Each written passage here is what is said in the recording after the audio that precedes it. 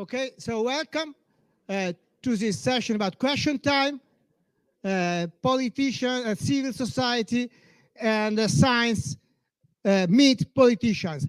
Giulianino Marrucci will be the coordinator. He is a journalist. He is working for an important Italian broadcast, which means report, that reports many environmental cases and other very interesting cases. And so he accepted to moderate this kind of roundtable. Is actually, it is a question time, like a question and answer. Since our guests are from remote, it will be not question and answer. We will collect all the questions and then our guests will answer. We need to be very strict with times because our guests are from remote, and so I just give the floor to I don't have anything to add, but just call Femia for the first speech. Where is it? He left? Femia, sorry. At least when we talk Italian, but you need this microphone or you can use that one? Okay, can you hear me? Okay. Good, thank you. May I have the slides on, please? Does it work? Great. Presentation mode. And okay. So I went to my daughter's school play and exhibition last week, and I learned 3 things. For the moment, I will only talk about the first one. The world is in a quite bad state. But of course, we know this already since quite long ahead. Science, mankind through science has been acquiring awareness of the upcoming and of the present now disasters and of the need to take action. Slowly but firmly, science progressed, science and civil society progressed like the tortoise and went quite far, while policy, Achilles, was taking naps in between sudden awakenings and generous attempts, especially to bring business on board sustainable development. I like to think of the year I was born, 1966, as a special year, quite important one, not because I was born, but because in that year, Kenneth Boulding published The Economics of the Coming Spaceship Earth, and Nicholas Georgescu-Reagan published his Analytical Economics. These and many more authors brought science, system thinking into economics and taught us about what we now call societal or socioeconomic or industrial or anthropospheric metabolism. Taking economics nearer to science. And what's socioeconomic metabolism? Basically, so in a pill, science explains that society is an organism and the economy governs its physical body and its flows. And the functioning of society consists, first of all, of physical and information flows. And the anthropogenic physical flows are all that matter for the equilibrium of the natural environment and upon which mankind's very existence depends. And physical flows means transformations and displacements of matter and energy. And all that matter for nature are these flows and the stocks, not the values, whatever values you may have in mind. And the most important flows are those that we can identify as precious. That is exchange flows between the natural environment and the human system, and taking so at the input and at the output sides of societal metabolism. These flows induce changes in the environment and the stocks as well, depending on their quality, quantity, and location. They have different impacts, different implications for the state of the environment according to their different type. But the one thing to know for the time being, later on we will dive a bit deeper into this, is that what goes in eventually, in one form or the other, comes out. And this is these are some graphs, some evidence about how things went so far. Flows and stocks observed have been constantly growing since at least 1900. And so you have processed materials here, you have in-use stocks and end-of-life waste from stocks, while the previous slides I showed you is about the current flows of the European Union measured in gigatons. So science tells us that this means more and more pressures on the environment, and implication is that we need a strong transformative policy now. And will policy catch up with science?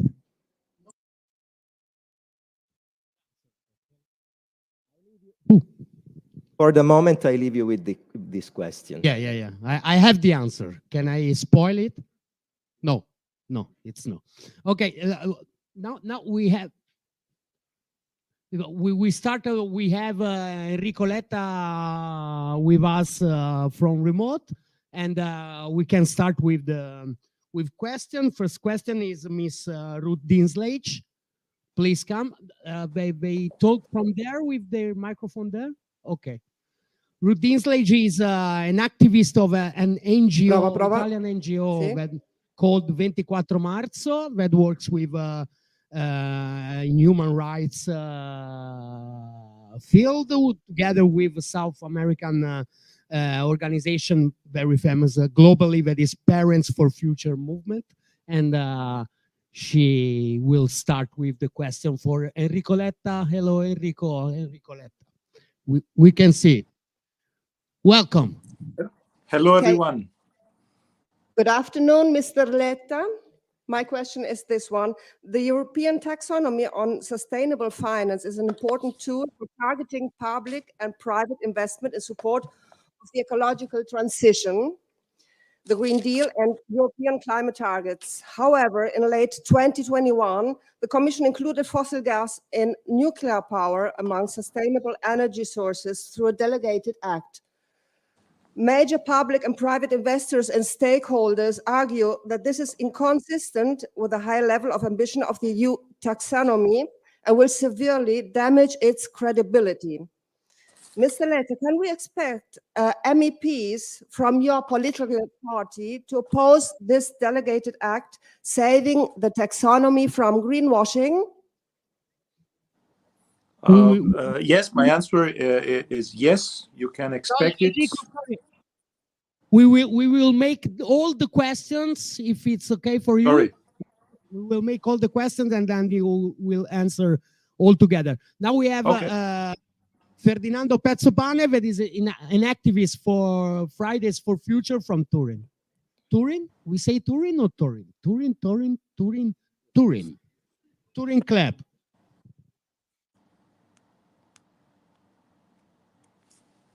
Can you hear me now? Okay, all right. So the first question is, the well-known case GKN shows us the necessity of a public common partnership through a serious industrial policy. The only way to save workplaces is to have public investments in sectors that the private investors are leaving. We are referring to crucial sectors for an ecological just transition that would offer the chance to transform in a sustainable way the production. How can we realize such a reindustrialization policy considering the incompatibility of this perspective with the treaties of the EU? And the second one is, since 1990, the labor productivity has increased by 20% in the so-called developed countries, but at the same time, the hourly compensation has risen just by the 5%. In Italy, we have even seen a reduction of real salaries. So, do you support reducing working hours and at the same time an increase in real salaries considering the current inflation? And the last one is, in Germany, the government has launched a special monthly ticket for all means of transport at the cost of just €9. Considering the current energy crisis, will Italy adapt in the following months following the same strategy? Thank you, Mr. Letta. Thank you, Ferdinando. Now we have the guys and ladies from Scuola Media. I don't know how do you say in English, you, that is mother language is English. Enrico, how do you say Scuola Media in English? Like an interrogation. Secondary school. Secondary, okay. Promoted. And Mr. Carraro is starting. First question. Buongiorno, io sono Samuele e volevo chiederle perché il governo non ha ancora elaborato un piano per usare l'energia rinnovabile prima di adesso? Second. E cosa pensate di fare per salvare l'impatto ambientale che avrà la guerra in Ucraina? Okay. Mr. Carnevaletti, no, miss, sorry. No. Yeah, okay. You'll make it or?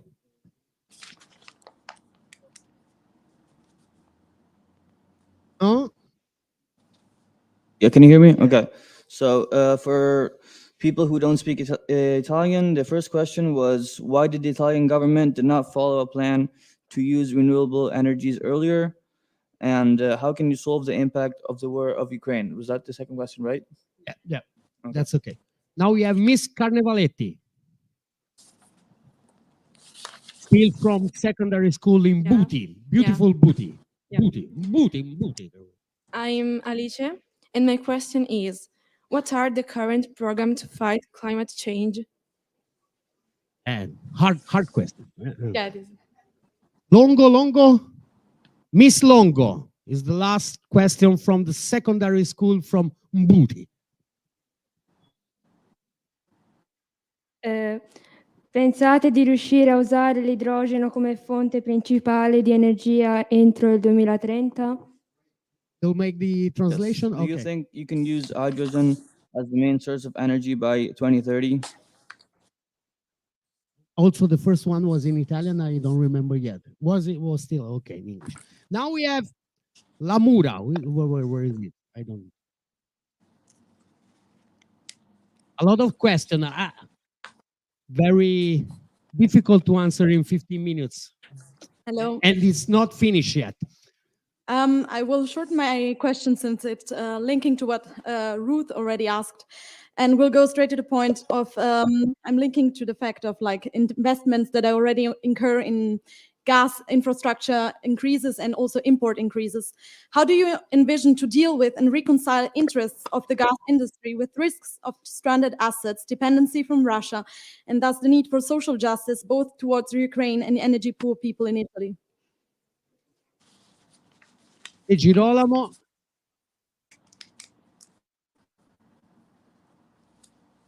The first question is, every day in Italy, a surface of 20 football camps gets consumed. When will you, as politicians, but as your party in particular, and we know that law has been discussed as in the 4 years, but support a law to stop the soil sealing and at the same time retrofit the existing buildings? And the second one is, Considering the role that public investments should play in order to avoid the green transition from becoming a social burden, how can you justify spending 200 million for unmotivated realization of a new military base in Pisa, whose territory is already occupied by lots of military infrastructures? Last question, Mori. Still Fridays, right? Nope, save the planet. Save the planet. Yeah, quite, Not obvious the not name. the future. Save the planet, not the future. Save the planet, save the whales. Like we need an enormous acceleration in the renewable fields, also in this question time. But a lot of authorization are blocked from the Ministry of Culture, your friend Franceschini, and like also from the conservation of cultural heritage, which is very important. Like nobody wants to install solar panels on the Coliseum, I think. But the point is how to involve communities in the decision process. How do we think we have to act very rapidly? Thank you. Great. The answers are finished. 15 times to answer to 27 questions, something like that. So if you succeed in this, we will appreciate for. Thank you very much. First of all, I'm very happy to be here. No introduction because I don't want to waste time.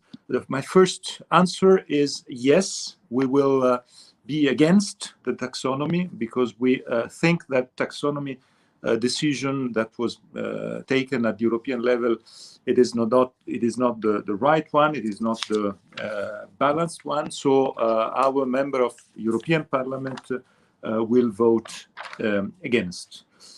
Ferdinando's question on GKN. First of all, the Italian law gives a sort of protection to workers. That was shown by the fact that an Italian court blocked the decision taken by the GKN company. But it is not the problem here, and I think your question was not only based on the procedures, but it was based on the topic. And the topic, you're right, is a crucial one on the first and on the second question you raised, Ferdinando, because we absolutely need industrial policies to relaunch the European automotive industry. I think one of the top, the key problem is how to ensure a reshoring process and how to consider that this automotive industrial policies needs to be completely reorganized because of the green transition. And so we need it, and I completely share with your points. About your second question, Ferdinando, I think the main problem for Italy is related to, first, to a system in which there's a big problem in terms of young workers, first of all, on precarity of the work market. And the labor market, I think, needs to have a change. There are some important directives that for the first time we had at the European level. You know very well that Europe, the European Union, wasn't responsible for or wasn't competent for social affairs and labor affairs. Now there are more competences, and just today the directive on a minimum wage, for instance, was approved. This is one of the possible answers. The other one related to Italy is the decreasing of taxes on labor. That is the key issue, in my view, because in Italy we have too high taxes on labor and too low taxes on finance, on financial investments. Very interesting question on Germany. The decision that the Germans took is the right one. We proposed, and you can find it also in my interviews or in some papers that my party presented, we proposed the same in Italy to try to tackle the raise of the cost of energy and to, of course, to sensibilize people to use public transport transport and to boost public transportations. So I think we have to apply the German proposal to Italy. Samuele, Italy in reality is on the European average on the use of renewable energies. And we were at the good level in terms of targets. The problem is that we discovered at European level that targets were not enough. This is why the main discussion was, and it is in this very period, at the European Parliament on the Fit for 55 big plan. I think you followed on the newspapers some days ago the big discussion we had. My party is pushing for the approval, the complete approval of Fit for 55. Next week, I ask you to follow the discussion in the European Parliament, because there will be the final discussion on Fit for 55, and we will push for it. I think it is one of the main topics. Of course, Fit for 55, it is important, even if even before the Ukrainian war. But you asked me also to, there were two questions linking also Ukrainian war to all of that. I think there's a European need. European need is to be more independent from the Russian gas and the oil from gas. I think we took the right decision at European level some days ago in cutting and raising independence from Russian oil, and that was not easy to take this decision. Now the big discussion is about gas. I think the next package of sanctions has to be a package in which we need to start discussing on gas. Until now, we took decisions on oil, and that was I think good and very positive and very important. Alice, on climate change, and the other student from Booty School, thank you very much for your questions. Very good questions. First point, I ask you to be very vocal.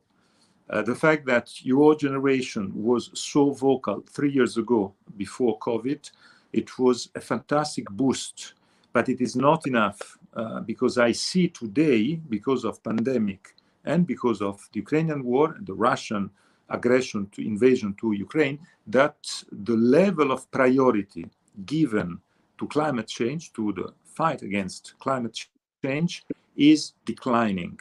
So we need to be on the streets, to be vocal, and to be very strong in taking decisions. This is why I ask you to be vocal on Fit for 55, because it is the key point and the key decisions. And I ask you to be vocal also on the decisions that we have to take in Italy. We are trying to push. There was a question, I heard a question, one of the last questions was on the land consumption. I think it is. I think the Girolamo asked a question on land consumption. It is another crucial topic. We presented as a Democratic Party a bill on land consumption. It was rejected because the opposition from the right parties that are today a large part of the Italian parliament and the Italian discussion. We will represent it. We think it is necessary to have a bill on land consumption, because land for Italy means richness. It is the most important part of our heritage. About the, I think the Girolamo answered on the military Carabinieri base. I think you read in the newspapers, I took the position to ask not to have this base within the Parco Naturale in Pisa, and I'm fully convinced that this base won't be in the Parco Naturale in Pisa, so no worries on that. And the final question, I don't remember the name of the one who presented the question or asked the question, but you're right. we are in a very crucial and precise moment in which we took decision to accelerate on all the authorizations. And this acceleration, in my view, is decisive, crucial, because Italy needs to be more independent from gas and from Russian gas. We understood that this dependence, it is not good. I think it is one of the problems of the past. We were too much dependent from Russia. I think now there's a general awareness of the fact that we need to be less dependent from gas and less dependent from Russia. But I think now we need to take decisions. And one of the most important decisions that government and parliament took 1 month ago is to approve a bill, a law to simplify from a bureaucratic point of view the authorization process, and to boost and to push for more authorization for renewable energies. My guess is that this bill will have a big impact, and I'm sure that this big impact will be very positive and very important, because Italy is a country with a lot of renewable ready to be applied and ready to be on. So we have to push it, we have to remove bureaucracy. I have to say also that sometimes bureaucracy means also the protection of land, the protection of landscape, and the application of our constitution for the protection of landscape. So we have to take a good balance between the need to speed and to boost for more renewables, and at the same time also the protection of our land, of our landscape. I think all the questions are answered. I hope the time is the right one, and I stop here. I thank you all. Cleared, so that was good. We can move to the second guest. I think. Where's Tommaso? He left. Where's Tommaso? He went home. I thought he went home. Okay. So but now I wish to thanks very much, President Letta, on behalf of the local organizing committee. And the next guest, thanks a lot, Enrico. And the next guest will be Marie Toussaint, and I hope she is connected.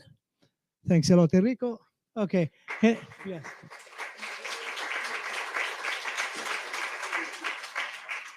So Marie Toussaint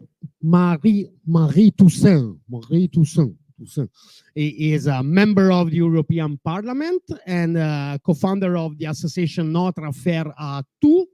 I'm just reading, and the initiator and one of the architects of the climate justice campaign L'Affaire du siècle. Hello, Marie. And so we can start with the question. We will make all the questions all together, and you'll answer all together. So the first again is Ferdinando Pezzopane, Fridays for Future from Turin. Good afternoon, Honorable Toussaint. Thank you for being here. And the first question is actually about the fact that in the last 30 years, the labor productivity has skyrocketed. So, but at the same time, in the so-called developed countries, the hourly compensation has not risen so much as the labor productivity. And in Italy, we have even seen a reduction of the real salaries. So what we want to know is if your party supports reducing working hours and at the same time an increase in real salaries. Thank you. Great. So we can start. Now we have the guys and ladies from Booty. Do you know, Mary, do you know Booty? Have you ever been to Booty? Gosh, a very undervalued city in the heart of Tuscany. And we have, and in fact, we have a bunch of guys so smart from Booty that Volevo presentare i miei ragazzi e ringraziare anche i genitori che sono venuti e la scuola è finita e sono comunque voluti venire qui a Pisa, invitati dal professor Luzzati, da Tommaso, che è un mio amico, e sono molto contenta di essere qui. E, loro si sono impegnati, hanno preparato queste domande, sono un po' emozionata io e loro, però vi volevo dire anche 2 parole in italiano e 2 parole in inglese. Sì, sì.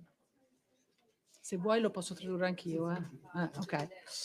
Hi to everybody. I'm a teacher of math and science at lower secondary school in a little town just next to Pisa.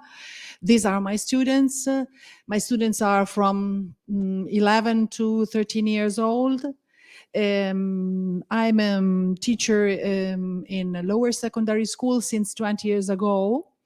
I've experienced a lot of projects in science, education, and I design projects in reference to eco-sustainability. And my projects are on the basis that daily practice in respecting the environment in education context is the main source of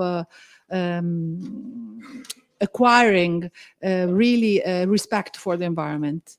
So my students are here to have an experience, but to stimulate all the other adults to listen to their needs, because they need to be listened, they need to talk, they need to go outside the school and get into contact with the other people. Let's go on with the Okay. question when we are out of time. Mr. Yes. Mariani starting. Mr. Mariani. Come l'Unione Europea ha usato i fondi per l'energia rinnovabile? Translation. So how did the European Union use the funds to the renewable energy? Second question for Mr. Pratali.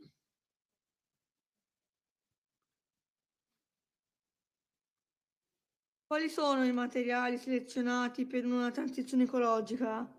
So which are the materials used for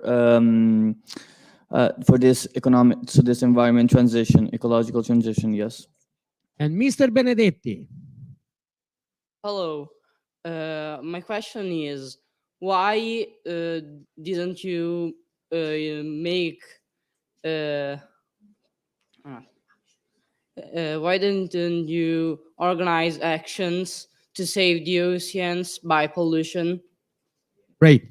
So the questions from Booty is finished, and we have Ruth Dislage again. 4 more questions. So Enrico before has been very, very fast in the answer. It's a match between you and Enrico, and we will have the televoto. Ruth, please. Okay, good afternoon, Mrs. Toussaint. The European community is where important decisions for our future are made. However, we know very little about our MEPs.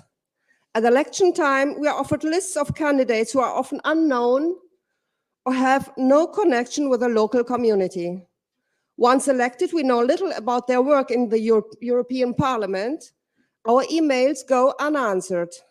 In your opinion, what needs to be done to improve the selection of candidates, to improve the formation of lists, and the quality of the relationship with voters during their mandate? Thank you. Thank you, Ruth. Giovanni Mori, Save the Planet. I mean, it was not the presentation. It's like Giovanni Mori. Yeah, it's like, Save the yeah, Planet. saves. Yeah, like, thank you for being here. Is there any option for people like to denounce or impose, to local governments as regions, provinces, or municipalities, like to impose them to respect any kind of binding emission target reduction goals as like Affaire du siècle, Giudizio Universale, or those other very cool things? Thanks. Great. Maddalena Lamura again. Maddalena is a research assistant of the Health, Economics and Policy Group. Hello. Since there is limited scrutiny of the European Parliament by citizens, how can an MEP be held accountable individually for the voting behavior about climate action? And what responsibilities and possibilities do you see for an MEP in bridging the gap between policy and citizens' actions? Great. Marie, is your turn. That's cool. Thanks a lot for welcoming me. So I'm very sorry not to be with you today, and I also hope that you will hear me correctly. I'm campaigning, so I'm running throughout France in order to support the candidates of the Left and Ecologist Coalition for Sunday. So I'm now outside next to the scene, and I hope, well, everything will go correctly. So thanks a lot for your invitation and for your entire work. I think the work you're doing is absolutely essential. And before answering more directly to the questions, the first thing I want to say is that the questions, all the questions that you raised to me, to Enrico Letta, and to others, because I could read them, are absolutely essential. And these are the questions that should be at the center of political debate.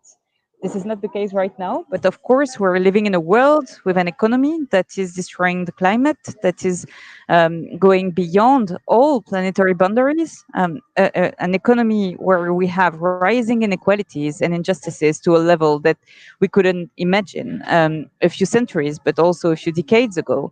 And also an economy that is putting all of us against each other, workers against workers, workers against the environment, separating those two issues, social and environmental issues, where this is an absolute fiction and the absolute contrary to what's really happening now. So what we see that everything has to change: the economy, public policies, and as a lawyer, I also have to say that laws and our most fundamental laws have to change as well. And we have to make people acknowledge the fact that the rights of the economy are not above the rights of nature, that the laws of the economy are not above the laws of nature and of the people. And that's the direction that we need to take right now. So, yeah, concerning the proposals that we have, I want to answer first to Ferdinando that yes, we want to reduce the workload and we want to increase wages throughout the EU. So in each country, it's going to be different. But as Enrico Letta said already, we are working on common social ceilings and minimums that we can work on. So that's really an issue that we need to tackle. And of course, European level is the best way to tackle it, because that's the best way that we can be, well, the closest place that we have towards a global parliamentarian place. But it's also a significant influence space, because we are a lot of people with quite a lot of money. So that's also a place where we can really act on the economy of the EU, but also on the economy of the world. So I don't know if that's what you were waiting for as an answer, but yes, we are supporting those kind of issues. And as I said just before, for us, social and environmental issues are absolutely not separated. And this is really one fiction that the orthodox academics, but also politics, are putting in the middle, the liberals, the conservatives, in order not to change the policies that they are leading. And this is something that I really want to talk to you about, is that when we think about social and environmental issues, the most often we hear about social acceptance of climate policies. What is behind this idea? Behind this idea lies the fact that the worker class, the most vulnerable, especially the poorest, are against the transition because it would be costly for them and that they don't want to do the efforts. What is behind this idea is that the most vulnerable are the most polluters, whereas we know is the exact contrary that is really happening. And first, life expectancy. The differences in life expectancy are huge. In France, it's more than 13 years of life expectancy difference between the poorest and the oldest. And that's, of course, because of environmental issues. It's the air we breathe, it's the food that we eat, and it's the place we live in, the pollution that we're exposed to. All of this is about environmental justice, is about justice, is the very same issue. Also, to others, you raised questions about the GKN issue. But what we see is that with the transition, we have more jobs. And the last reasons is that there is a lot of expectations from citizens that politicians will act. And when we look at what's not going on right now at EU level, because we can talk about what's going on, but also of all the breaks that we have, we can see that the politics and the companies as well don't really realize that society is really in favor of climate and environmental actions. So let's have a look, for instance, to materials, because one of the students raised these questions. What we will need for the transition is quite a lot of materials, but not so much. The material that we will need for the transition is lithium. And this we will need at least 50% more than I just have the number for France. I have less precise number for the EU, but in France, we will definitely need 50% more lithium by 2050. We will also need bauxite. But for the other materials and metals, there we would need less actually. But what we need to do is to really ensure that we are getting to 100% recycled or almost by 2050. And why is that? It's also because we need to rely on sobriety. And this is a challenge and an innovative challenge, a challenge for innovation for EU politics, because, for instance, we could imagine that since we are leading this Fit 55 climate law, climate transition all together, then we need to think about new public policies that would be able to ensure that we have the correct materials. So why not a new European public services for materials? If we share the resources that we have, if we ensure that the workers are working at the right price and in decent conditions, while respecting the environment, protecting even the environment, that means also that we cannot go to the market for everything, because on the market is the competition law, it's concurrence, and it's digging always more and more to get more and more of these materials. Whereas what we need is to put a ceiling and to say, okay, we should need only that. So we need to find only that, and that cannot be done in a private way. So we need to invent new ways of doing things. And this is also why I want a new environmental treaty, and I'm pleading for a new environmental treaty for the EU, because we need a ceiling. We need to get back to the planetary boundaries, and we need to make those requirements the hierarchy of norm, and not to go behind what the planet can give us. But this is also about social rules and human rights. And for this, we of course need the donatory and also transforming the EU administration. For instance, the DG Growth could become a DG Donut that must ensure that we change the entire economy to ensure that it respects at least planetary boundaries and social rights. And of course, for this, we need more control, and especially more citizen control. We need more democracy, to put it in a nutshell. And that's also the questions that several of you asked. So we need, of course, to have a citizen control on climate policies led by local governments.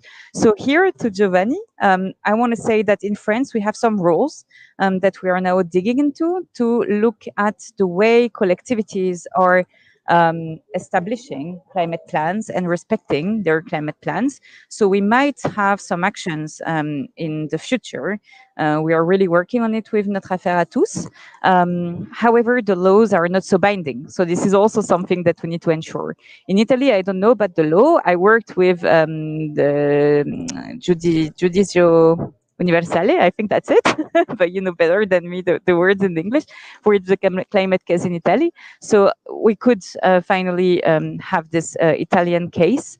But then on local governments, it also needs to look at the law and what's behind. And I also want to stress it. When I say social and environmental, I have the same issue. When we look at global level, it's true, and developed countries are still polluting way more than developing countries, and this is something that we need to change, and we must be held accountable for that. But it can also be the same at local level in a country.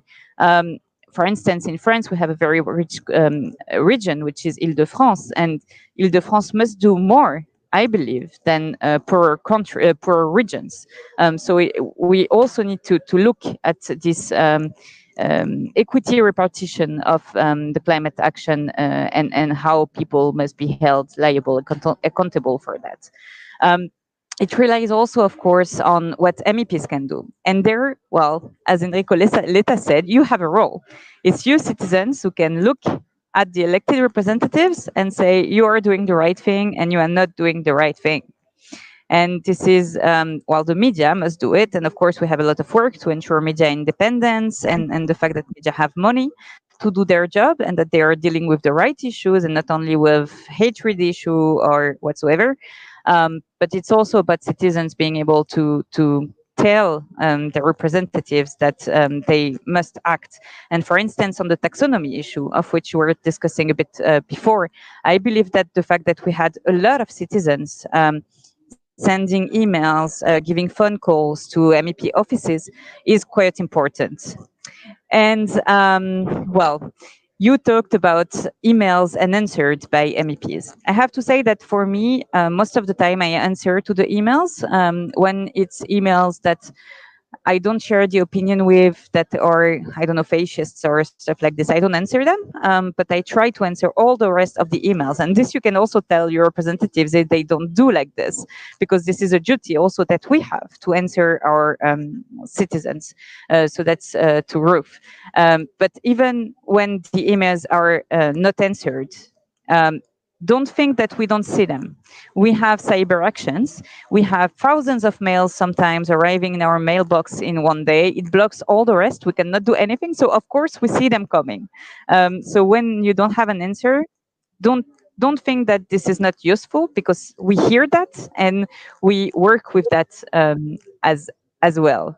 And well, you also asked about what don't we do anything about oceans. Well, we're trying to do things about oceans, and this is also something that you must push your representatives to do. And there, I'm going to say three things. First, I built an alliance of women working in the seas and oceans, fisher women, but also NGO women and sports women, to say that we should not drill oil and gas anymore from the seas and oceans. We should not drill oil and gas anymore, full point, but maybe let's begin by seas and oceans to let them live. Because this is absolutely essential for the humanity to be able to survive somehow. So that's really important. Second is that we're working against plastics, and there is, for instance, at the moment, a discussion on the plastic treaty. And you know that we have crossed these 6 planetary boundaries, so we really need to ensure that we have no more plastics and nanoparticles going on everywhere, in the rivers, in the land, in the soils, and in the seas and the oceans. So this is also something that is being taken care of. And the last thing, and also why I want you to trust the fact that you can act and have an impact on what's going on. We're trying to build now, and it's quite like a news that I'm giving you, an alliance to forbid deep sea mining, because many countries are not yet taking and mining under the seas, but this is coming real fast and we need to stop that. We still can stop that. There is only one mine really opened right now, and this is most especially in the Pacific that really needs to be preserved. And now we're trying to build this parliamentarians alliance against that, such as we built a parliamentarian alliance to fight against ecocide, the ecocide crimes, the gravest crimes against our planet that are still not recognized and though that are still unpunished. So this we are doing, and of course, as an MEP, I am able to mobilize my colleagues more easily than you, but sometimes it's not true. And sometimes we have citizens saying, hey, I know this representative that I can bring in your alliance and you can work together. And this is something that we can really do. So yeah, don't think that you don't have an impact. It's really important also to know that when you express your concern for social and environmental justice, well, and especially with those climate and environmental justice actions that we're leading throughout the world, with the rights of nature actions, the climate litigation actions, all of this is putting a lot of pressure on the establishment and on the status quo, and they are compelled to listen more to all those who are working tirelessly for social and environmental justice altogether. Thank you. Thank you, Maria. I will call Tommaso to greet you and introduce the next relator. Thank you very much, Maria, on behalf of the local organizing committee. I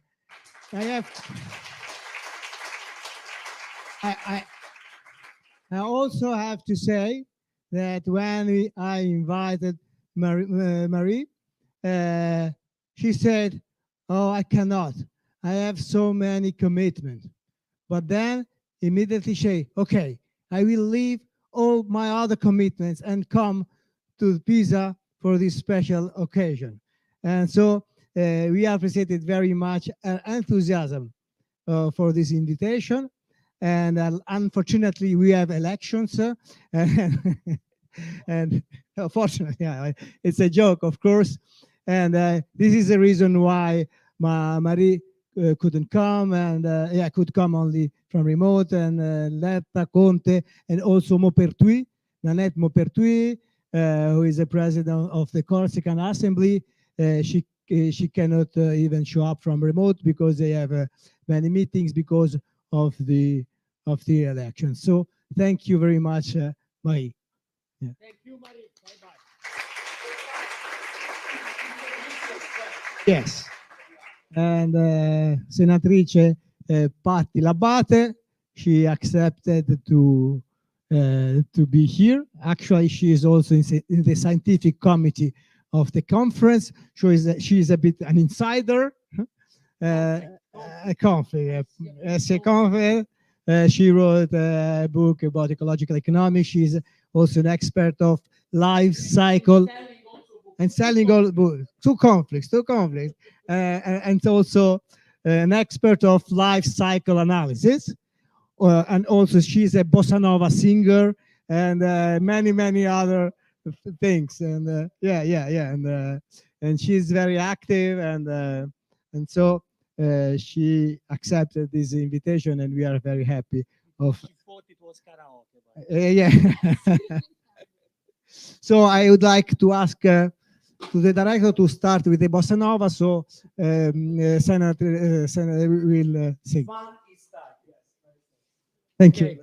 We start with the questions. Again, pezzo pane. But no, super fast. So as we said before, the GKN shows us the necessity to shift to a new paradigm. So from the private sector to the public transportation sector. And what we want to know is if you feel that this is compatible, this reindustrialization with the treaties of the EU. Thank you.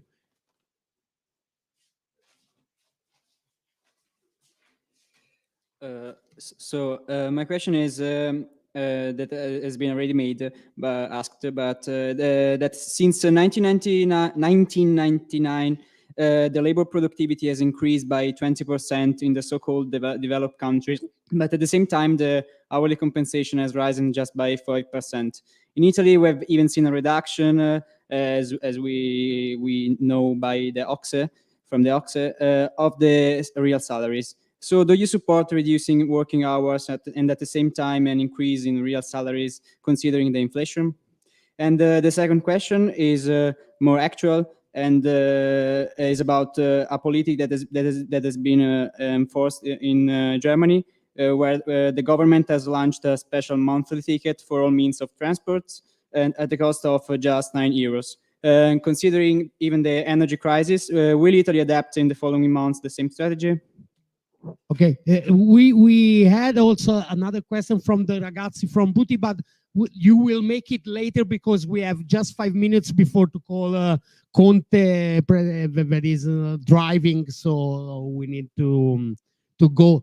So be fast for the bossa nova next time, okay? Yes. Ok. Sorry, ma io parlerò in italiano perché mi voglio rivolgere prima di tutto. We'll make these answers in Italian, and then we will make the translation later after we call with Conte, because perché io mi voglio rivolgere ai nostri ragazzi perché loro saranno il nostro futuro. She wants to talk to the children since they will be our future. So she's going to speak in Italian to make sure she will communicate efficiently with them. Ok, quindi utilizzerò un linguaggio semplice. Allora, abbiamo parlato di nostre imprese che sono in crisi, quindi la forza lavoro che viene licenziata, quindi mi si chiede una politica industriale, giusto? So we have talked about our enterprises that are currently in a crisis. So we need to have this industrial policies. Yes, industrial policies. Yes. Ok. È stato detto che abbiamo difficoltà ad effettuare una politica industriale perché ci sono dei limiti con i trattati dell'Unione Europea. But non è così, perché in realtà dopo il Covid c'è stato un fermo, diciamo, un blocco, è sospesa questa normativa europea. So it has been said that there's problems in this era because of European treaties, but in the real case, this is not the case because after COVID, we can say that these treaties have been suspended, so it's not a problem anymore. E quindi noi cosa possiamo fare? Possiamo utilizzare gli aiuti di Stato, si chiamano così. So we can use the help from the state to solve these problems. Gli aiuti di Stato possono essere di differente tipo. Principalmente si danno degli incentivi, quindi diciamo si danno degli investimenti, si danno dei soldi alle imprese, ma un'altra cosa che le imprese italiane chiedono, quando io ci parlo, sono la semplificazione delle norme. So helps from the state can include incentives, and another important thing that they can include is simplification of norms, so bureaucratic simplification. Una cosa che stiamo già facendo sono le zone ZES. Per ZES si intende zone economiche speciali. Another aspect are the creation of these Zs, which are special economic areas in which to develop. Sono importanti perché in queste zone, specialmente sul territorio italiano o al sud, dove ci sono dei territori un po' in crisi dal punto di vista economico, si cerca appunto di semplificare le norme e di dare quindi un supporto maggiore. So these are aimed to specific areas in which they are underdeveloped, and we try to incentivize investment there in order to calm this gap. Ma attenzione, e questo lo dico io perché sono un economista ecologico, bisogna essere attenti al tipo di imprese che bisogna inserire in questi territori per evitare di creare problemi alla resilienza di un territorio. Yeah, but the problem is to choose the correct enterprises to help and incentivize in order to don't create more problems like you should. È quello che io ho fatto da legislatore, ho cercato di inserire cosa? Dobbiamo anche parlare di indicatori ambientali e sociali, valutare il life cycle assessment di un territorio per capire cosa io posso mettere realmente, altrimenti ho un effetto rebound, cioè un effetto negativo. Okay, so her job is to assess and control the areas and the companies in order to make sure that the funds will be efficient, because they can also have a rebound effect on the policies implemented. Passiamo alla seconda risposta. In realtà in Italia purtroppo la produttività non è aumentata, invece è diminuita anche. About the second question, the problem is that in Italy productivity didn't increase but actually decreased. E quindi anche, diciamo, i salari sono rimasti praticamente stabili, e quindi rispetto al sistema e per quello che sta accadendo i salari sono bassi. For this reason, the salaries of the people working didn't increase and they remained low. Ora, cosa io penso della riduzione dell'orario di lavoro? In my opinion, cioè io penso che possiamo ridurre l'orario di lavoro in quei settori in cui sicuramente siamo diventati ecoefficienti e abbiamo effettuato una innovazione tecnologica. Regarding decreasing the hourly, the hours of time working, reducing the hours of working, we can do so only in areas in which we are eco-efficient, and it's not possible in other areas. Per quanto riguarda la domanda, ma posso aumentare i salari, no, se io sono in un momento di inflazione? E vi posso dire che l'inflazione non è solo italiana, abbiamo un'inflazione a livello mondiale. So, regarding increasing salaries, we also have to take in consideration that we currently have a worldwide inflation. Allora, possiamo farlo e dobbiamo farlo, ma dividendo il problema in due parti. So we can do it and we have to do it, but we have to split the problem in two areas. C'è bisogno di ricontrattare gli stipendi per i problemi strutturali, che sono legati quindi appunto alla bassa innovazione, ahimè, che c'è in Italia. So we have to take new agreements.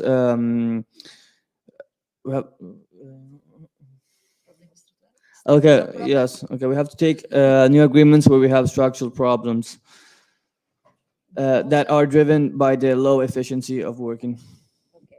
E un secondo problema è che dobbiamo poi effettuare un altro discorso di trattativa per gli stipendi per il problema invece di tipo congiunturale dovuto all'inflazione. And we also have to take other conjuncture agreements for the problems due to inflation. E poi sapete benissimo che stanno aumentando i prezzi delle materie prime, aumentano i prezzi dei beni, quindi le aziende fanno profitto. Mi sembra giusto che aumentino quindi anche i salari. So salaries have to be increased since prices of commodities and prices in general of all goods are increasing. So it should be right that also wages increase. I think you stop for now. Yeah, we will answer the third question.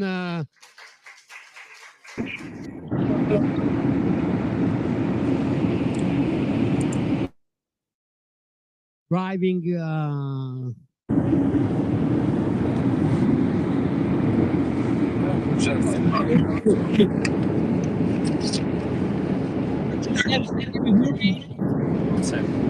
I can hear you.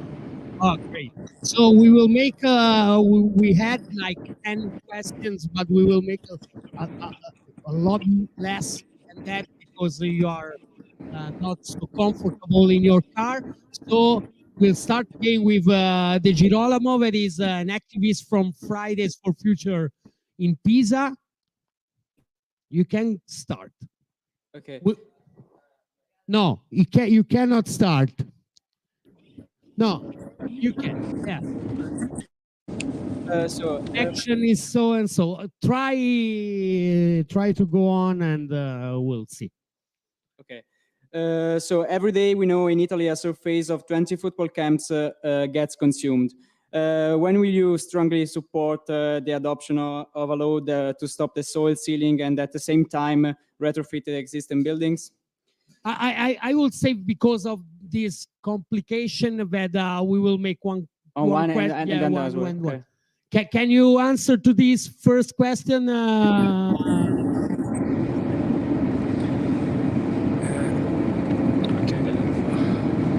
Posso? Allora, purtroppo l'audio non riesco a sentire bene l'audio. Voi mi sentite? I will make like this also. Maybe if you make it in Italian and then we translate, so then I translate it in English. Have a little more chance that he will hear it. Ok, dunque la prima domanda parte dal dato che ben conosciamo del consumo in Italia di oltre 20 campi di calcio al giorno che vengono consumati di suolo. Ciò che appunto andiamo a chiedere è quando supporterete l'adozione, sappiamo che è stata discussa nell'ultima legislatura ampiamente fermata, di una legge per fermare il consumo di suolo e ridurre il suolo già consumato dagli edifici esistenti. Su questo tema il Movimento 5 Stelle è molto sensibile. Nell'ultima tornata elettorale, io da nord a sud ho parlato ai cittadini e ho invitato tutti a condividere una prospettiva e i progetti politici, a premiare anche i progetti politici che non avessero all'ordine del giorno il nuovo consumo di suolo, ma invece una rigenerazione urbana, una riqualificazione dei centri storici e delle periferie delle nostre bellissime città. E ho invitato a considerare che una nostra battaglia del Movimento 5 Stelle è il super bonus. Il super bonus è stato pensato proprio nella logica di una rigenerazione urbana, che significa evidentemente meno consumo di suolo, ma valorizzazione del patrimonio anche immobiliare, quindi un vantaggio per i cittadini che hanno, per noi il patrimonio immobiliare, anche per noi italiani, per i nostri risparmi è molto importante, ma coniugando anche il taglio delle emissioni climalteranti, il risparmio energetico, e tutto questo ovviamente è una nostra battaglia, anche se sul super bonus sono state e vengono raccontate un poco delle distorsioni, perché le frodi sono minime, i vantaggi invece notevoli. Spero che mi possiate. I hope you can hear me. Not so well, but we can just try our best. Second question. Okay, in Italian or in English? Then I just... Okay. Dunque, considerando il ruolo che gli investimenti pubblici dovrebbero giocare, svolgere allo scopo di evitare che la transizione ecologica diventi una macelleria sociale, come possiamo giustificare la spesa di 200 milioni circa di euro nella motivata costruzione di una base sul territorio di Pisa?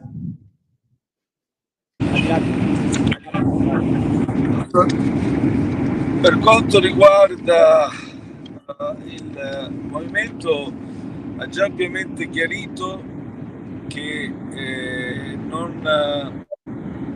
la sua contrarietà per quanto riguarda la base di Pisa e soprattutto la nostra forte contrarietà per l'escalation delle spese militari.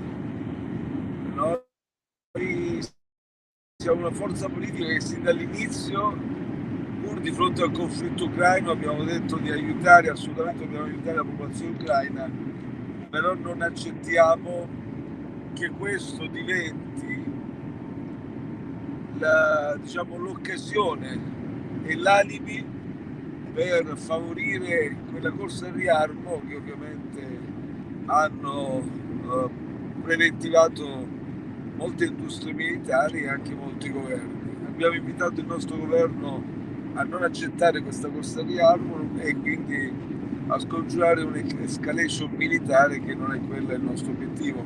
E da questo punto di vista, anche per quanto riguarda la contrarietà per la base di Pisa, abbiamo espresso la nostra posizione contraria, tanto più che, se ricordate, voi lo sapete meglio di me, c'è una riserva militare che in qualche modo verrebbe ricompresa nel progetto. Ora una domanda da uno degli esperti della scuola media di Buti. Buongiorno, vorrei fare una domanda che è: cosa pensa di fare concretamente per aumentare l'utilizzo di energie rinnovabili? Allora, vorrei ricordare che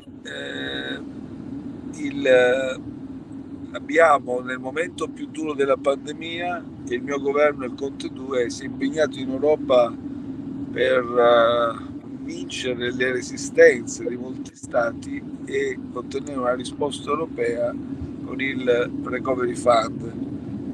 Il Recovery Fund, quello che adesso noi chiamiamo Piano Nazionale di Ripresa e Resilienza, ha consentito ovviamente di poter disporre di ingenti risorse finanziarie e queste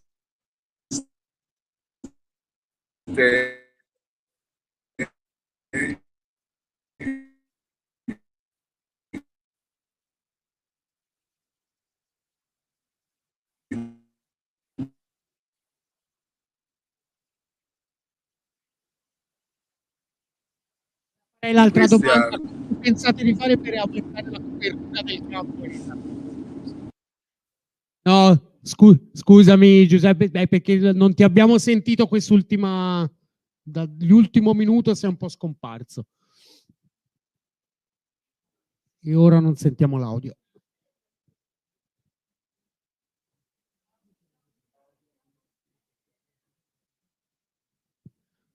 Non stiamo sentendo l'audio.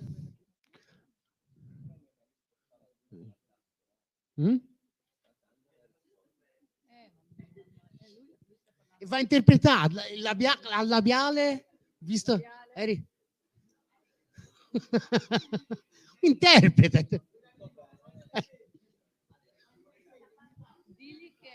Non sentiamo, non ci senti? Noi non sentiamo più da un po'. Non ne ho idea. Ma da dove ci vede? Di là? Che non sentiamo. Di che non si sente. Credo che non sentisse nemmeno lui. Vabbè, proverei a tradurre quel poco che siamo riusciti a portare a casa fino a qui.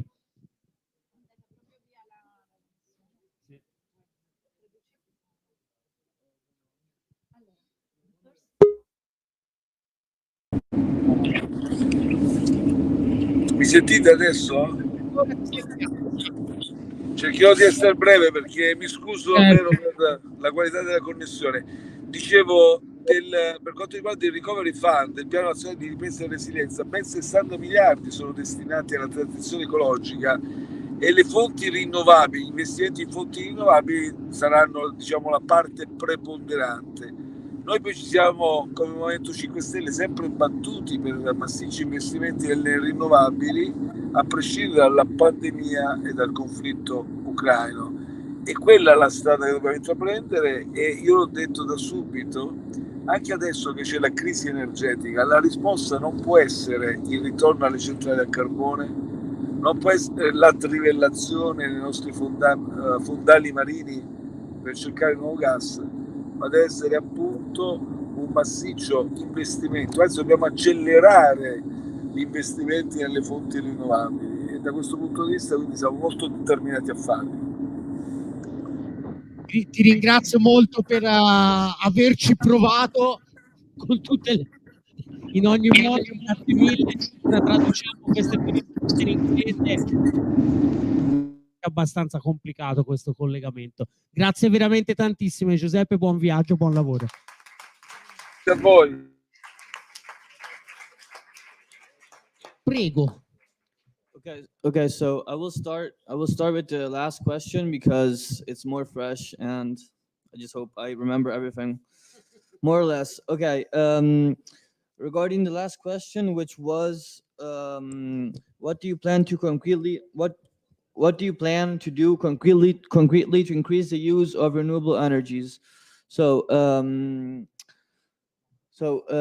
with the recovery fund, Italy has got 60 billion euros, which has reserved for the ecological transition, and regarding these funds, the most of them went into renewable energies, and this is the road that we have to take. And regarding this energy crisis with the war in Ukraine, for sure it's not an answer to search for gas or to reopen carbon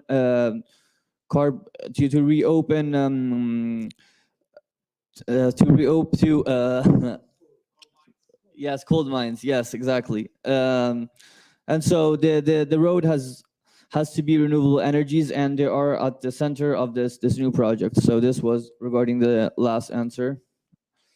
We had the question about the fuel consumption, no? Yes, okay. So urbanization, I don't know. No, I don't think so. Va bene. Urbanization is a broader concept. Va bene. So regarding the first question about the soil, there is there is another plan in Acts, which the main object is to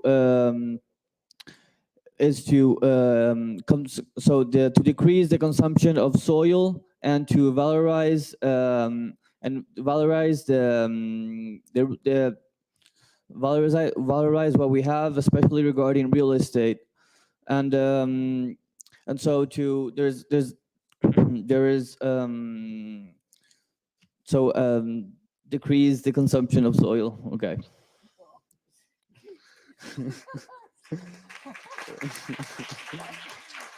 Okay.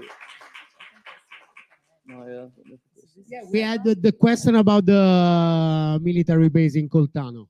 Okay, so everybody is against it, but the project is there. It's something very mysterious. No, you cannot find one single person where they say, "Yeah, I'm favorable," but it's there.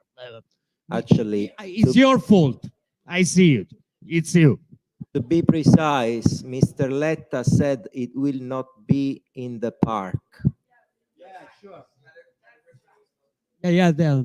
I made the project, not him.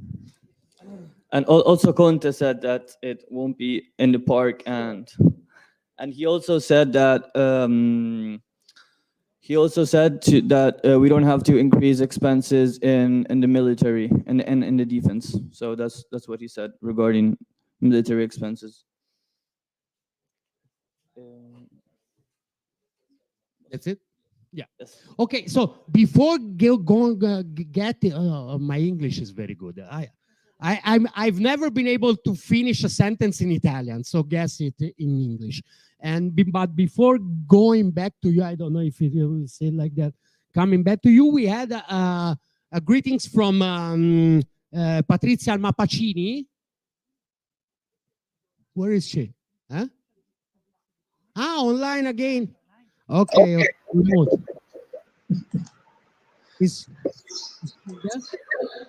Hello?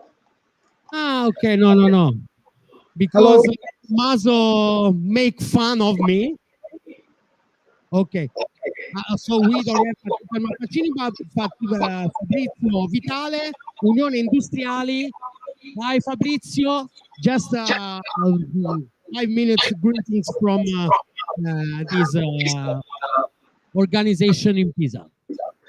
Hello, good evening, everybody. My name is Fabrizio Vitale, and I am a chemical engineer, and I'm responsible for the environment, sustainability, energy, and safety sectors of the Unione Industriale Pisana. I'm very happy to be here today to represent Unione Industriale. As you probably know, we are part of Confindustria, and we groups together as member more than 500 companies of all size and employing more than 17,000 people. Industriale Pisana was founded in 1922, and just last week we celebrated our centenary here at Verdi Theatre in Pisa. The mission of our association is to protect and represent our associated company in dealing with political organizations and local authorities, as well as trade unions. Unione Industriale also provides a great variety of services and advice on many business and management matters to associated companies. Through its history, the association has always been a reference point for associated companies, supporting them in the major historical, social, and economic issues that have been taken place during the last 100 years. So I mean economic recession, wars, oil crisis, up to the COVID-19 emergency. In recent years, one of the most relevant issues is related to sustainability challenge. We believe first that our first goal is to have a better consumption of the natural resources to ensure a better future for the next generation, for our son. We would like to focus your attention on the following.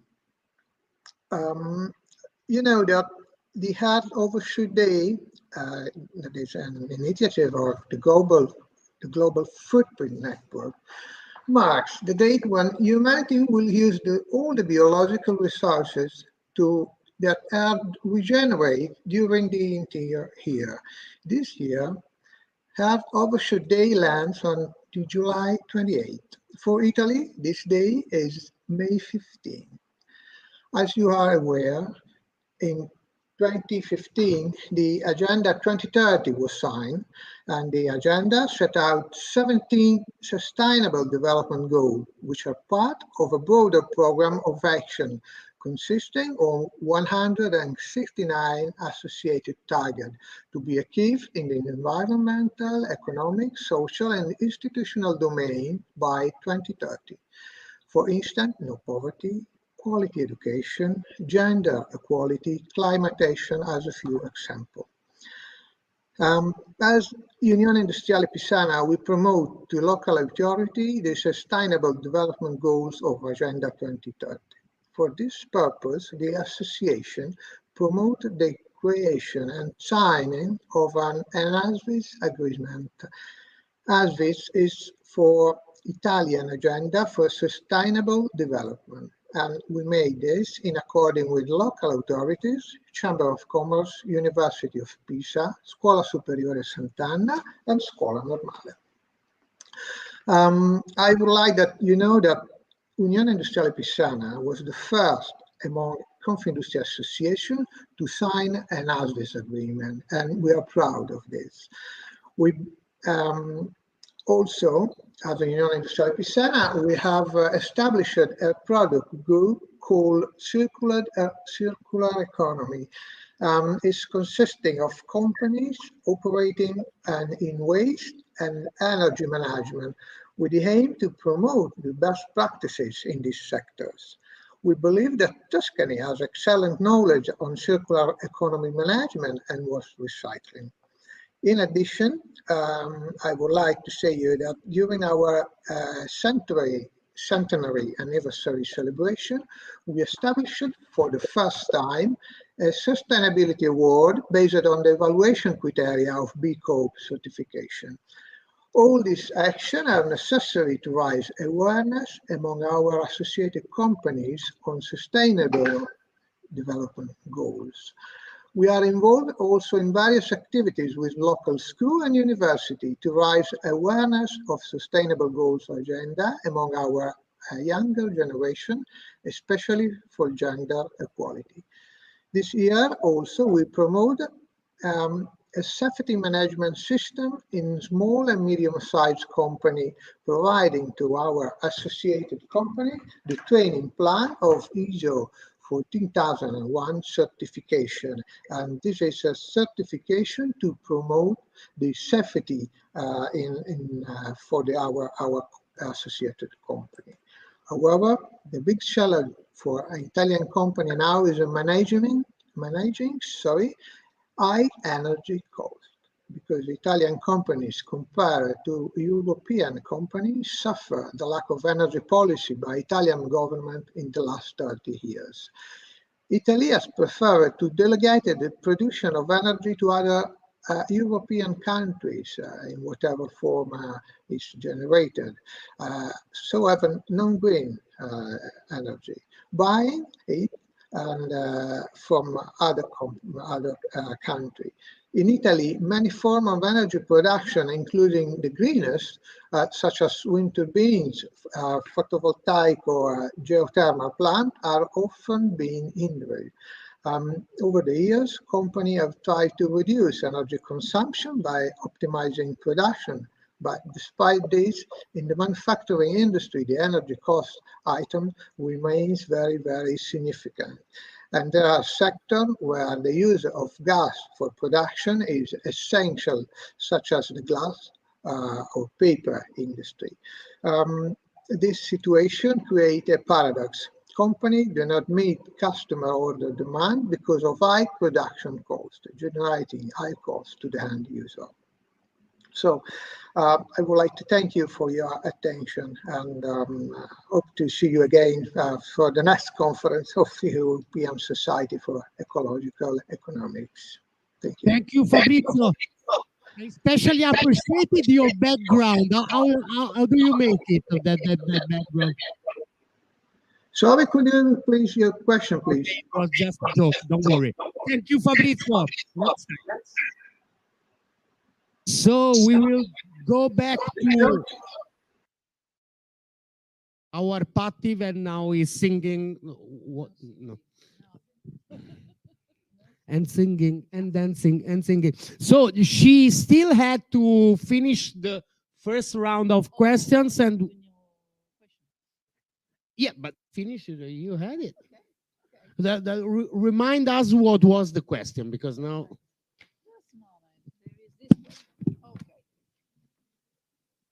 Bene, torniamo a noi. Io ho un debole per gli studenti, quindi insomma.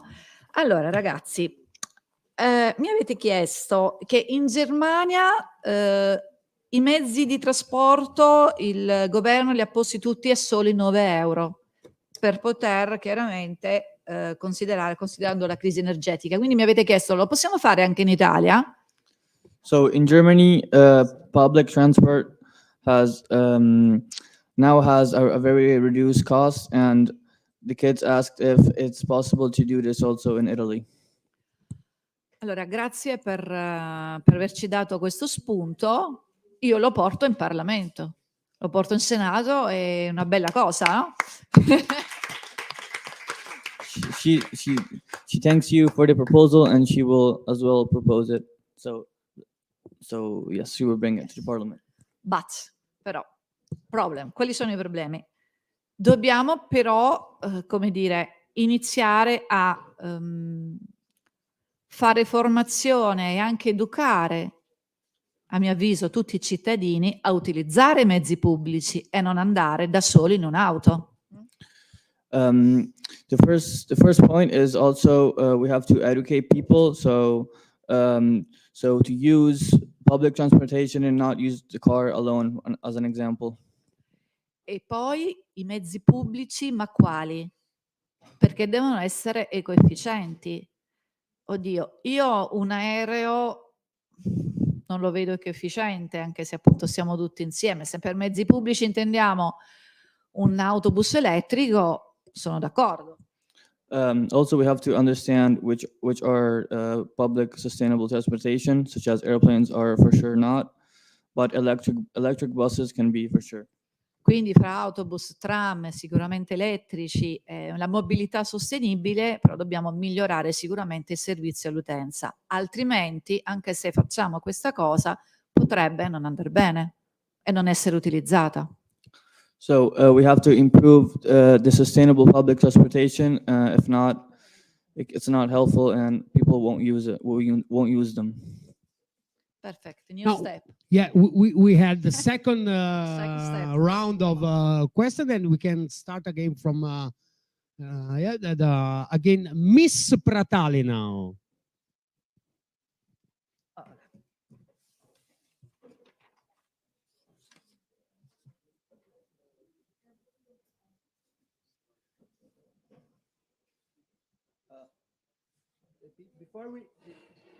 Before we continue, may I ask something?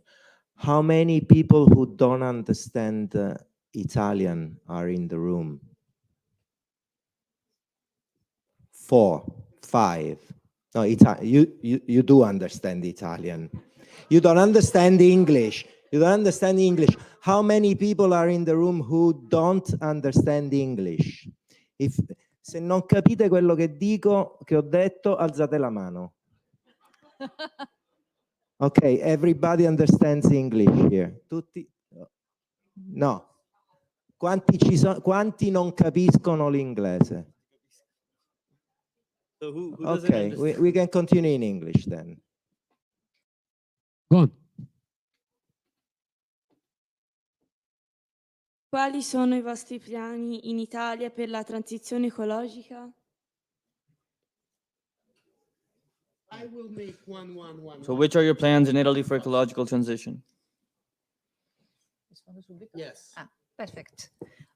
Devo stringere. Ok, allora faccio l'elenco, no? None. No. The first. Cioè, il primo, sicuramente molto importante, è quello delle comunità energetiche. Voi le conoscete? So the first most important one are the creation of energy communities. Do you know them?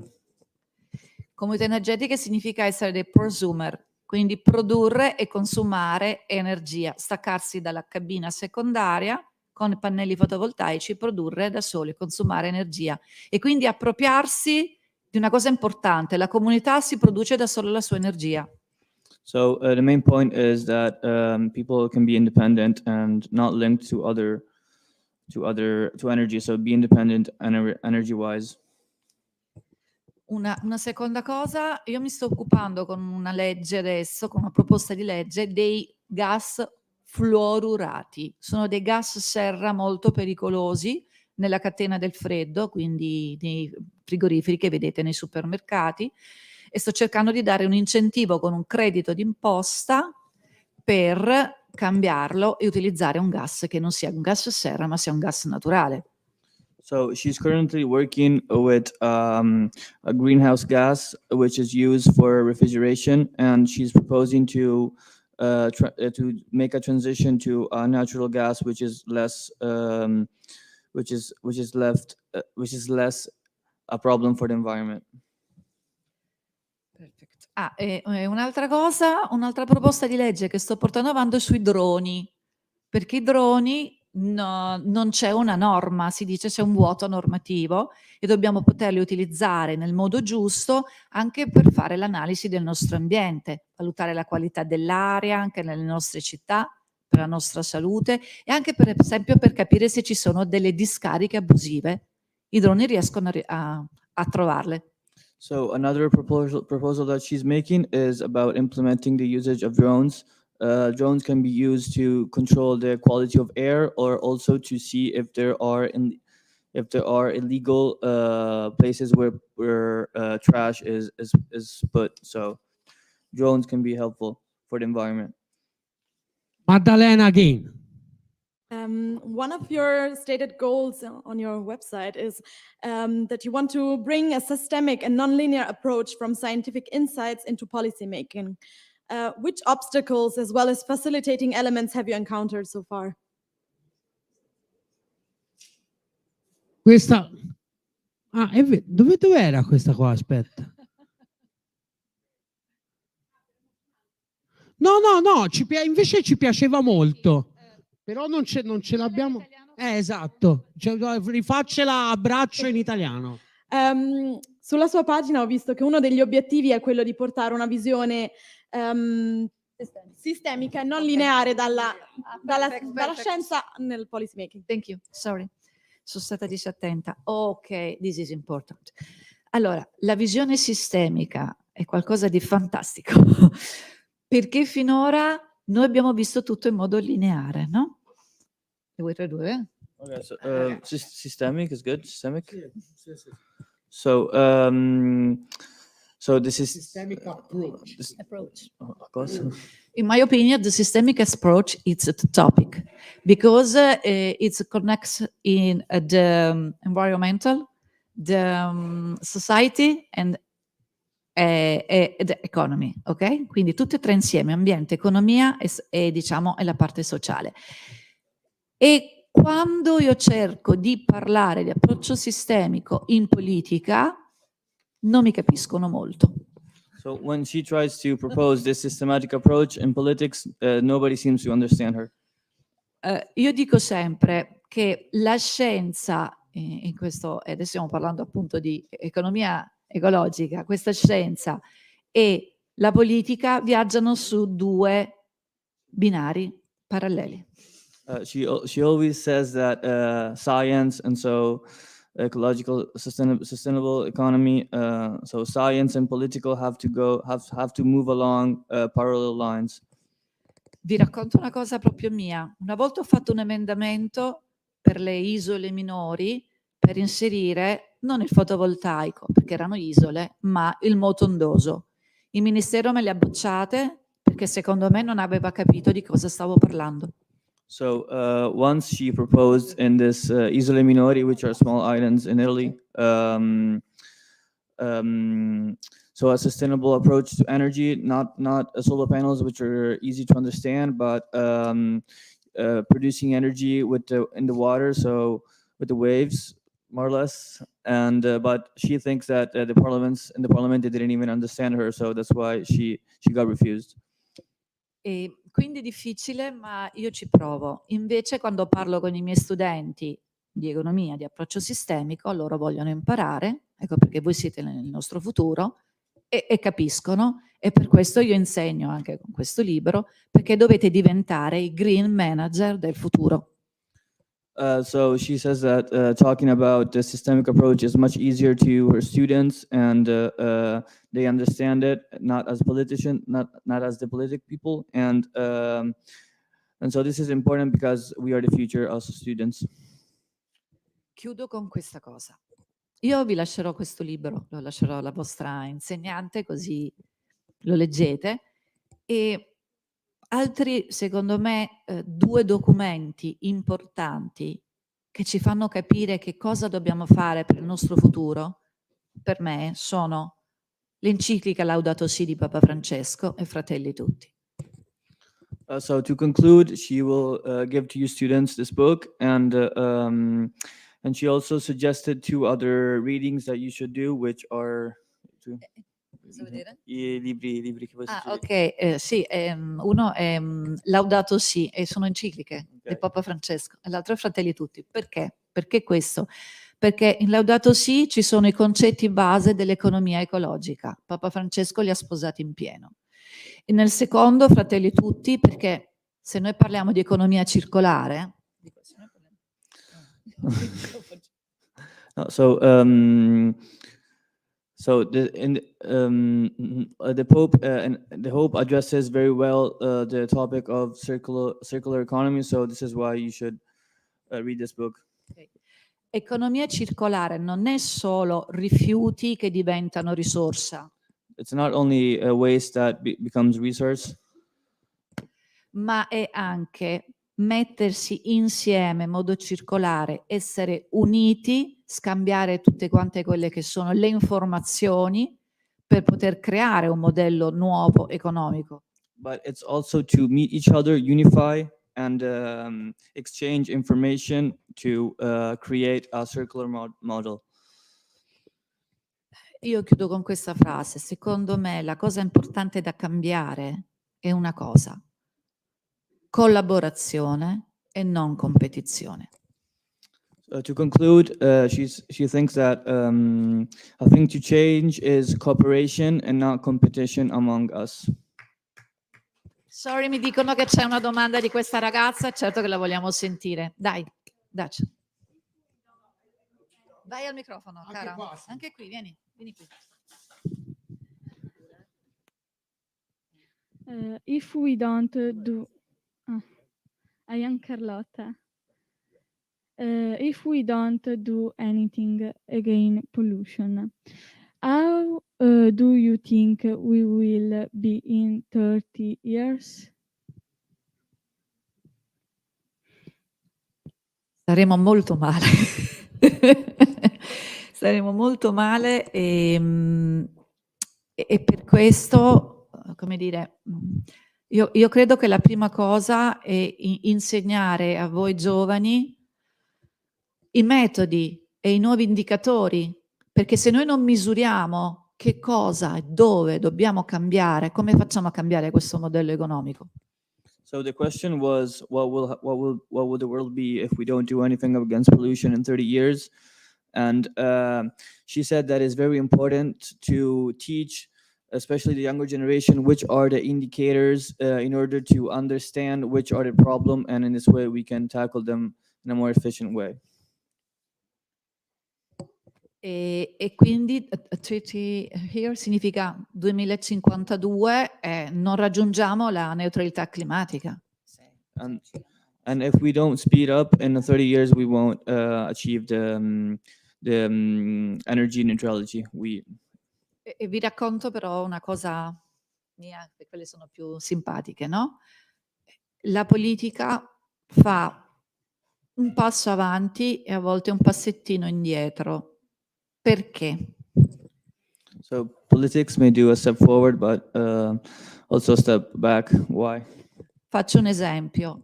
C'è un gruppo che porta avanti le auto elettriche, ma tutto il settore delle auto diesel non vuole mandare i suoi in cassa integrazione e quindi preme sui politici e vuole che continuiamo a utilizzare anche quelle. E allora si fa un passettino avanti, ma non proprio molto avanti, perché devi accontentare anche quell'altra parte, ahimè. So an example of this step forward and step back is electric vehicles. So electric vehicles are a change, but on the other hand, all the auto producers which continue with diesel, they don't want to lay off all the people and they don't want to be sent out of business. So it's a step forward and a step backwards all the time. E per questo, con questo passo sarà difficile arrivare alla neutralità climatica, ma dobbiamo mettercela tutte, forza. So this is why it's difficult to reach climate neutrality, but we have to act. Thank you.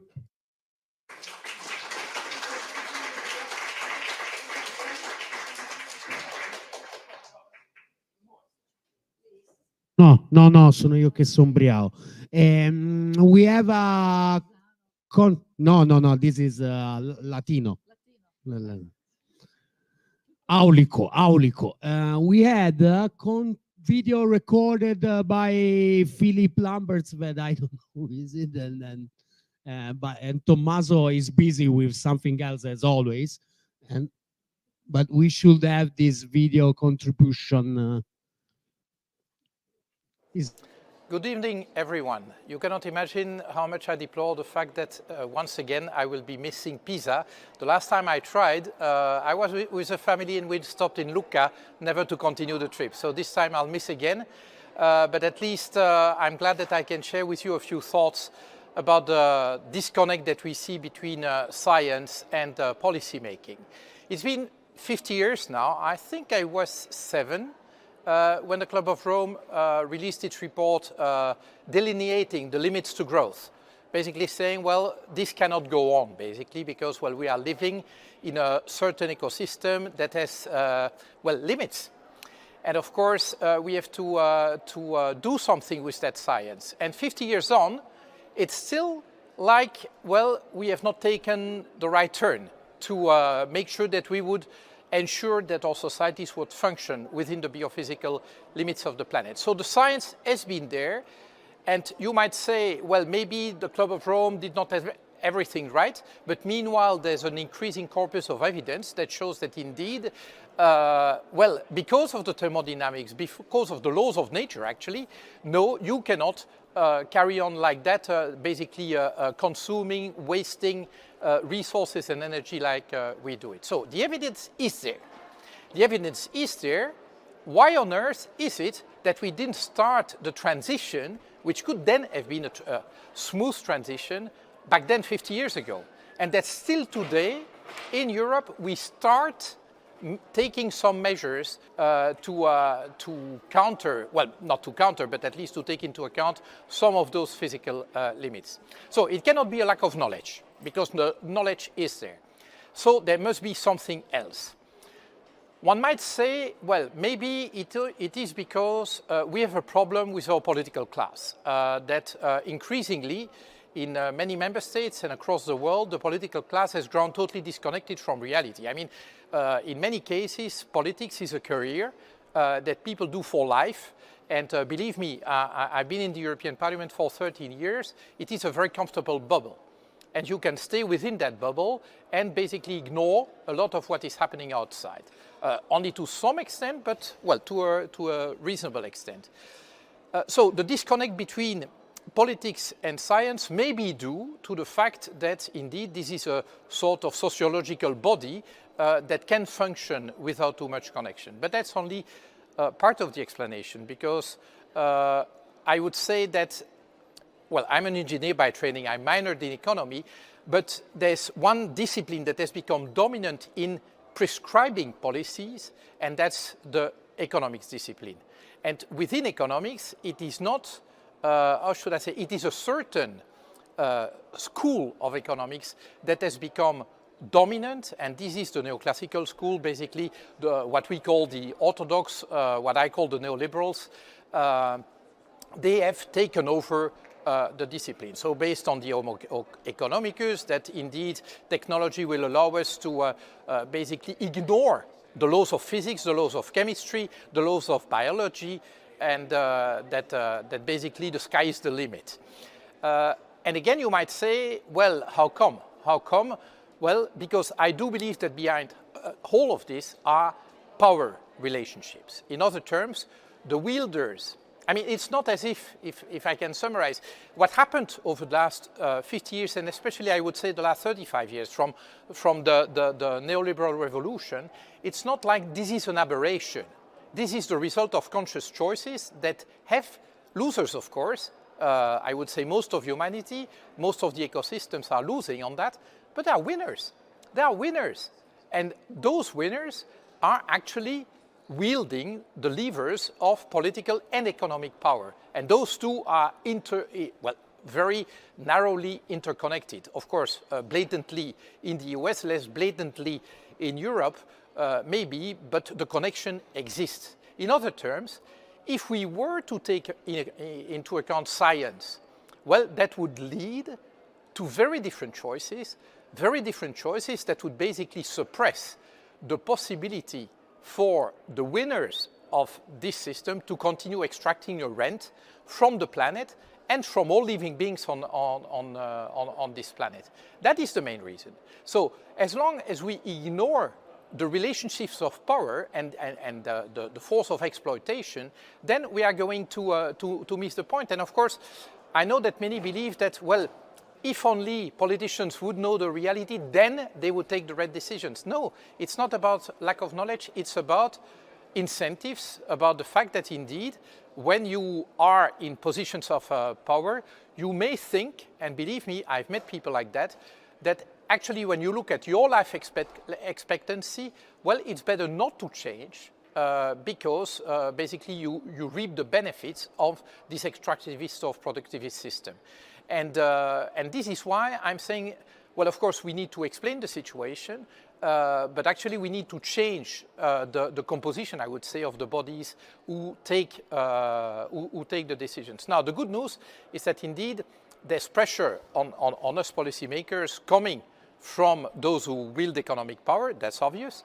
But there's an increasing pressure coming from society, because indeed those people who are the losers of that system increasingly stand up demanding change. And in that sense, I would say, I've worked in business, and of course I'm a citizen. I find that the political class is probably one of the most lagging parts of society. In other terms, I do believe that most of our citizens understand that deep changes are needed, expect political decision makers to make sure that these changes, A, will be enacted, and B, will be enacted in a just way.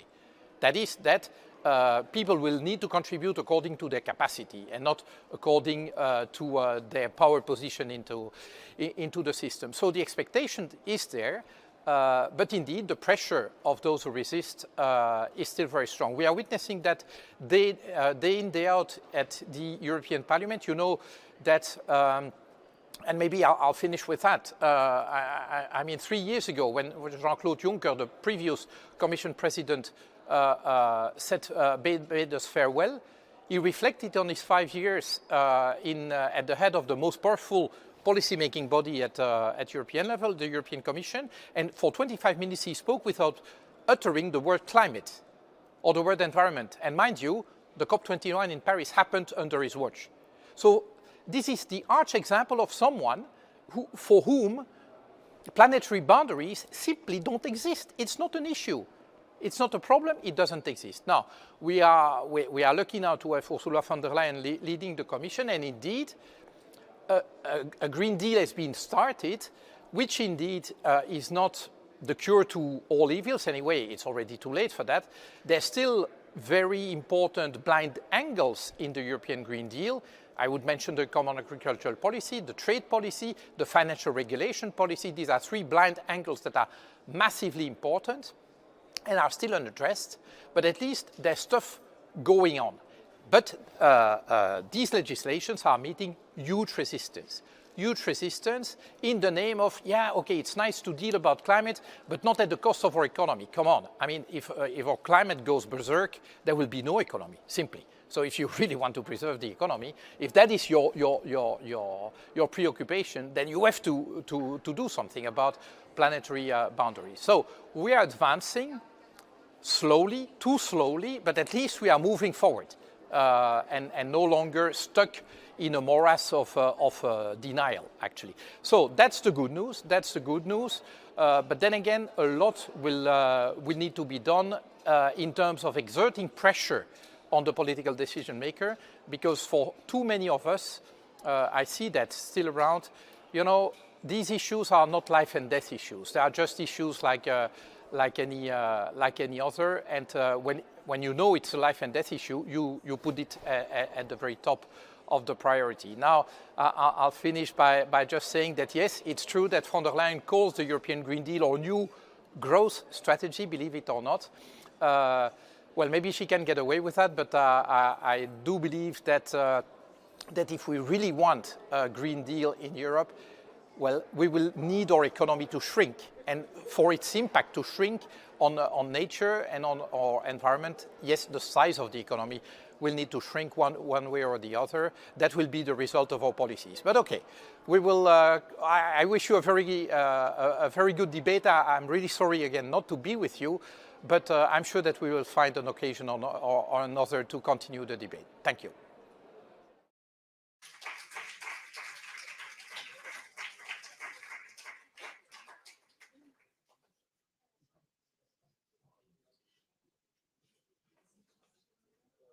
Comunque lui era copresidente del gruppo dei Verdi al Parlamento europeo. E lascerei l'ultimissimissimo, brevissimissimo intervento a Paolo Femia. Aldo, scusa. Ragazzi, 2 ore, sono rincoglionito. Grazie. How many people who don't understand Italian are in this room? Just one. And I bet you know everything I'm gonna say, because you're an expert. So, dicevo, parlerò in italiano, mi scuso con il collega, perché vorrei che arrivasse qualcosa. E non sarò breve, mi dispiace, perché se la scienza deve essere scienza, non può essere sempre breve. Pregherei di favorirmi le slides. Ok. Intanto torniamo alla scienza e al metabolismo sociale. Eravamo qua. Oh. Quindi, reprise, ok. Allora, questa è la stessa figura che avete visto prima, però con dei colori che rappresentano i diversi tipi di materiali. A sinistra ci sono i materiali che prendiamo dalla natura oppure con le importazioni. Sulla destra ci sono i risultati della trasformazione di questi materiali che avviene all'interno del sistema socio-economico. In questo grafico non sono compresi né l'aria né l'acqua, perché poi l'acqua sarebbe tantissima, si vedrebbe solo l'acqua. E come vedete, da qualche parte i materiali vanno, no? Legge della termodinamica, niente si crea, niente si distrugge. Patti, correggimi se dico sciocchezze. La maggior parte dei materiali, vedete in basso, va a finire negli stock, cioè edifici, infrastrutture, strade, impianti industriali, eccetera. Una gran parte va in atmosfera, dove c'è scritto air emissions, e quella è la più grande pattumiera che abbiamo, che utilizziamo. Allora, dicevamo prima, tutto ciò che entra da una parte esce. Questa è la prima cosa da ricordare. Le pressioni sul lato dell'offerta, le pressioni, cioè le sollecitazioni all'ambiente naturale che creiamo immettendo materiali, sono determinate ampiamente dal tipo di materiali che entra.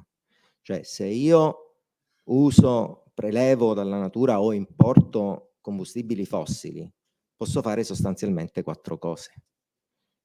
Bruciarli, quindi il risultato materiale sarà la CO2 e le altre schifezze che vanno in atmosfera, ossidi di zolfo, ossidi di azoto, eccetera.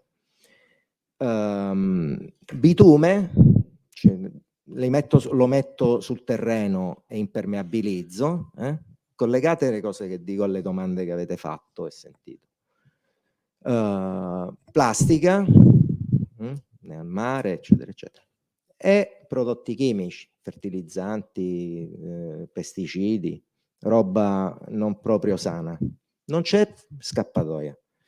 Gli altri minerali per lo più vanno a finire nel...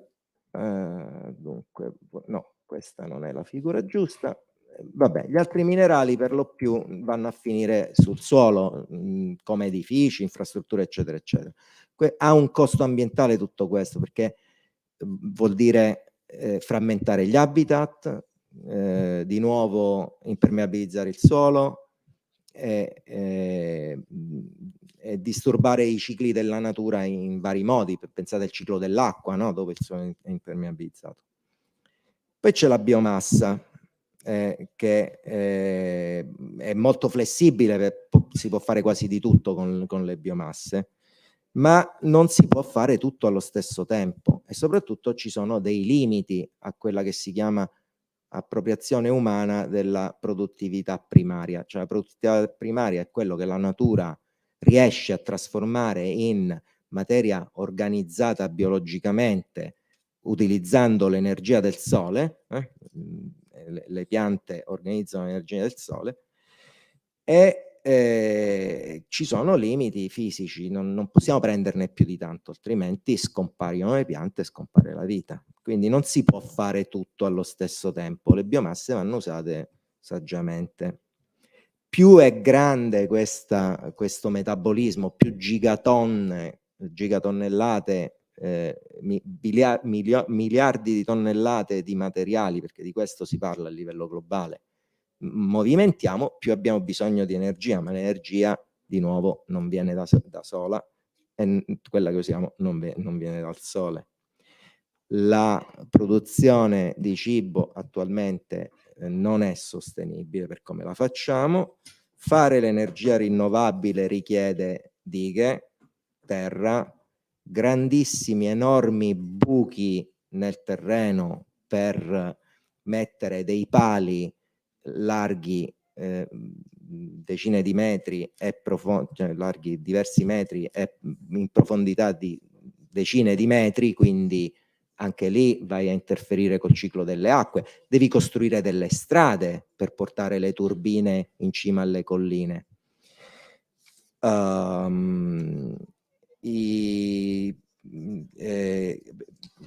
Più si ricicla, più c'è bisogno di energia. Ok, devono chiudere. Allora, per rispetto alle custodi parlerò solo altri 2 minuti. Allora, quindi di cosa abbiamo bisogno? Sostanzialmente di questo. Cioè, al di là di tutto, qualunque cosa si faccia non deve contribuire all'aumento di questi flussi, di questi cicli, deve contribuire a una riduzione. Inoltre, quindi devono smettere di crescere sia i flussi sia gli stock. Inoltre non possiamo pensare che la circolarità ci aiuti. Vabbè, questi sono, la croce sta sugli stock e sui materiali che si trasformano in stock. Questo è il riciclaggio, che può essere sì una risorsa, la circolarità, ma chiaramente come una risorsa residuale. Poi chiaramente i flussi dell'antroposfera devono essere sostenuti dal sole, da flussi solari. Quindi alla fine che cosa rimane che possiamo fare?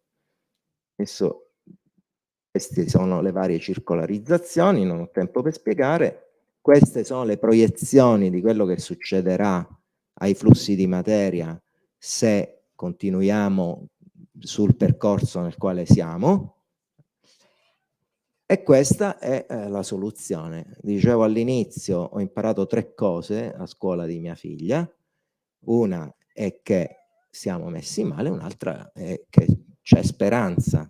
Io volevo consigliare ad alcuni politici di coltivare l'orto, perché produrre il proprio cibo e farlo in maniera biologica sembra essere, non a quelli presenti, non a quelli presenti, ma neanche non a quelli presenti nella sessione in generale.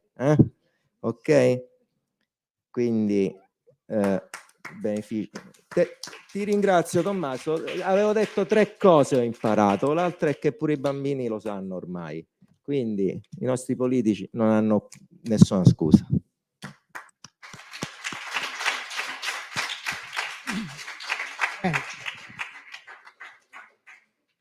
Allora vi ringrazio soprattutto voi ragazzi per essere venuti nonostante la scuola sia appena finita. È il momento invece in cui uno pensa a tante altre cose. È stato, penso, un momento bello, e of course io ringrazio tantissimo anche i genitori che hanno avuto la pazienza di venire qui anziché magari andare al mare. And I thank all the colleagues that participate in the session. I thanks Fridays for Future, Save the Planet, and I also thanks Parents for Future, i genitori per il futuro, rappresentati da Ruth Ginsley. E allora, appunto, grazie mille a tutti e buona serata, buon San Ranieri.